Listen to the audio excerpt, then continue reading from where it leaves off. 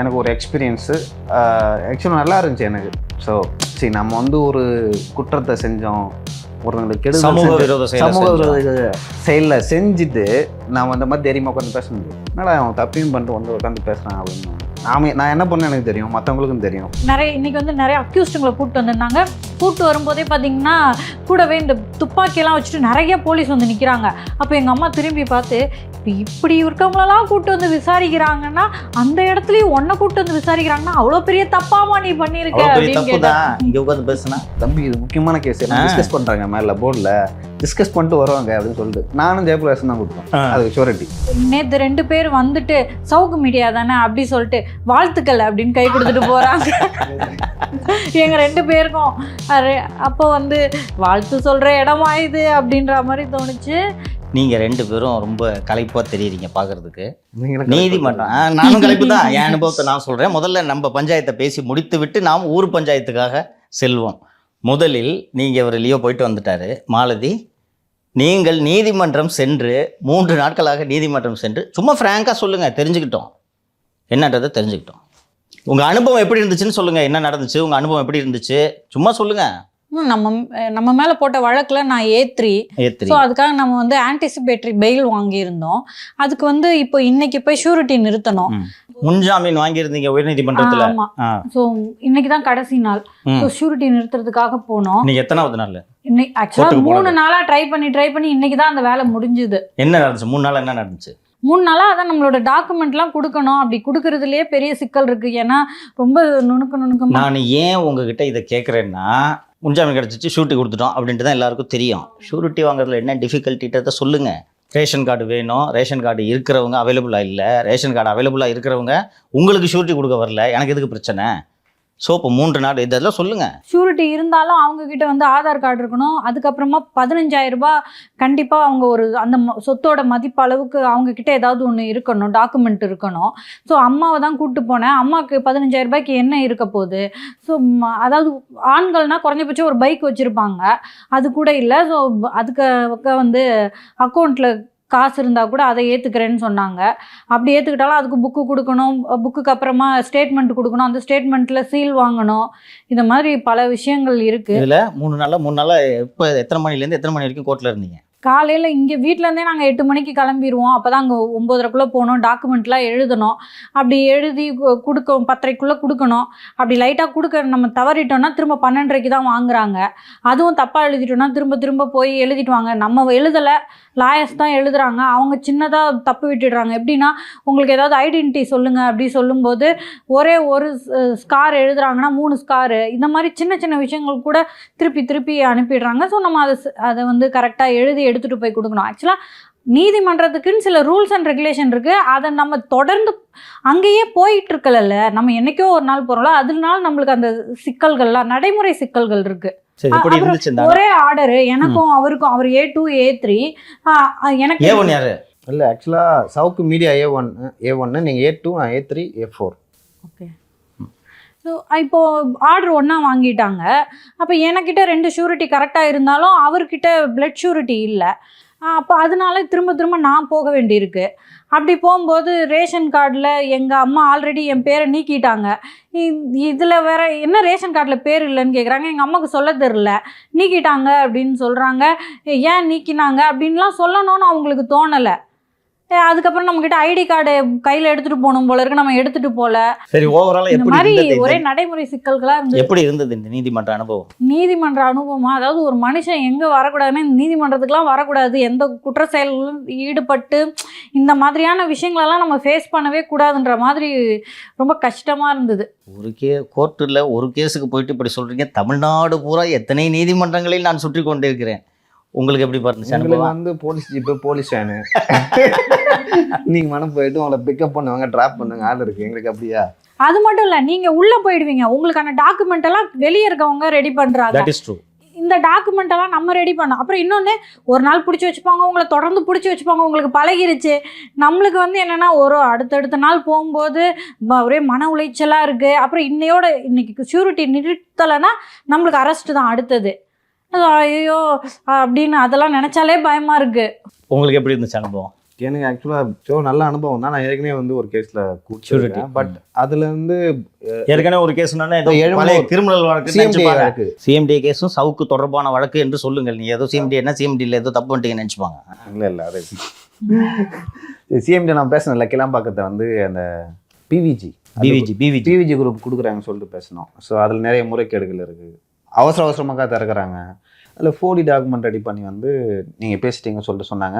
நான் கேள்வி கேட்டதால் என் மேலே வழக்கு போட்டாங்க அப்படின்னு சொல்லிட்டு அதுக்கு நான் போயிருக்கேன்.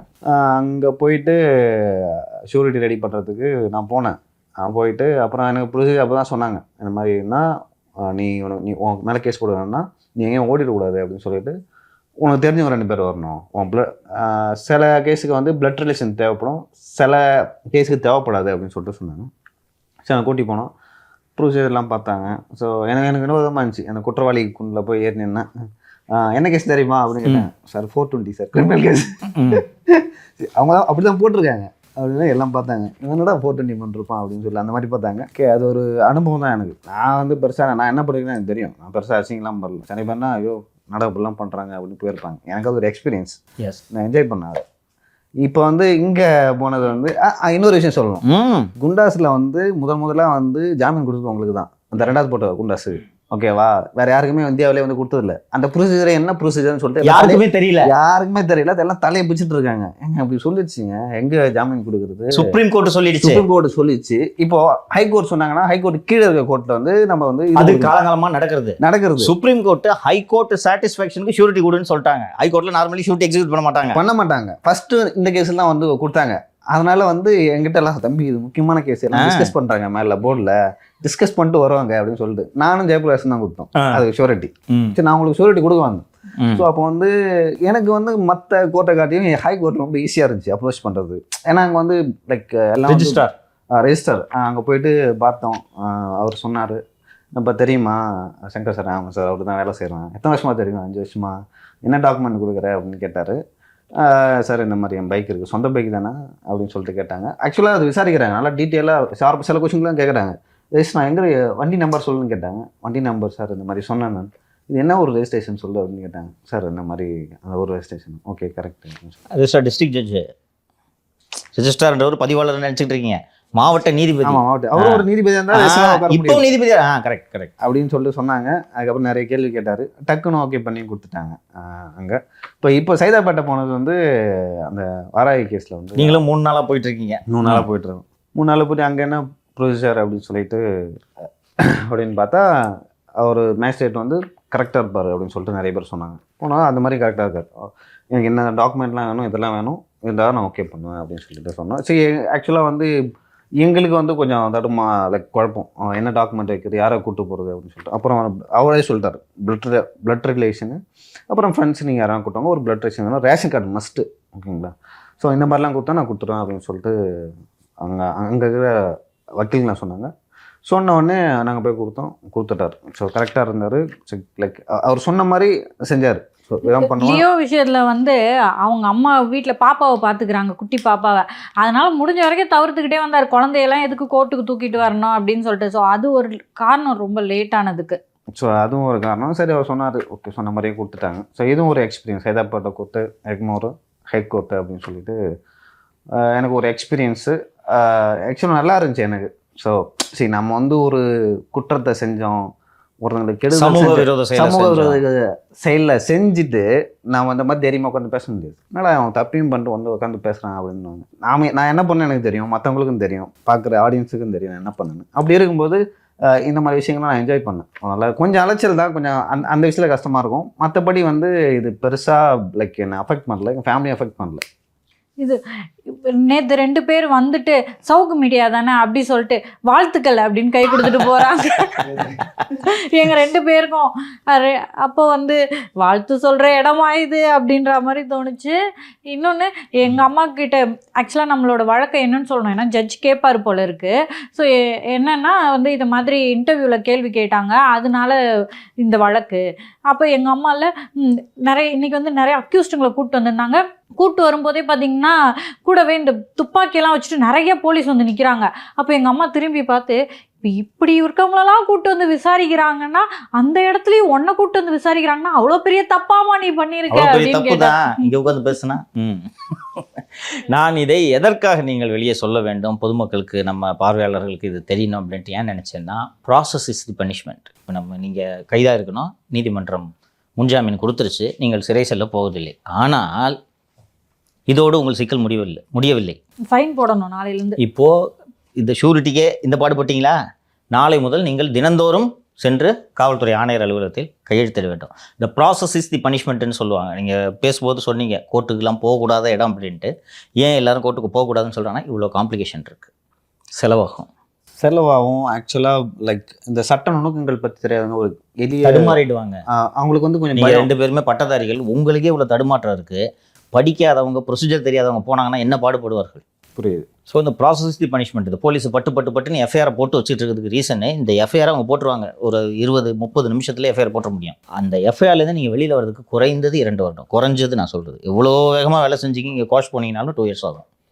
எல்லாம் ஃபேஸ் பண்ணலாம். நம்ம மக்களுக்காக இந்த விஷயங்களை பேசுறதுக்காக தான் இதை பண்ணுறோம். மக்கள் இதை தெரிந்து கொள்ள வேண்டும், எவ்வளோ சிரமங்களுக்கு இடையில் நம்ம இந்த வீடியோ பண்ணுறோம். இன்றைக்கி அடுத்து இப்போ நீங்கள் உங்கள் கதை சொல்லிட்டீங்கன்னா என் கதை சொல்லணும்ல. உங்கள் அனுபவம் சொல்கிறேன். காலையில் போனீங்க, ரொம்ப லேட்டாக வந்தீங்க.